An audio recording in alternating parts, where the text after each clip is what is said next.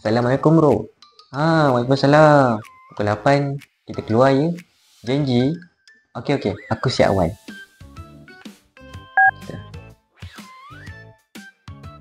Mana dia ni? 8.30 je ni. Janji pukul 8. Man, kau kat mana ni? Setengah jam aku tunggu kau ni. Mana? Dia pun dia ni. On the way bro. Kejap lagi. Dia betik je ni. Lama, aku rasa aku tak boleh pergi ni. Hello bro. Sorry doh. Aku tak dapat datang. Mak aku tadi suruh beli barang lah. Lepas tu hujan lah. Aduh, pening lah. Lepas tu kucing aku demam pula. Aduh, sorry. Kau ni kan ada je alasan ni buat ni. Hehehe. Okey, tak apa. Esok aku janji datang rumah kau. Okey? Baik?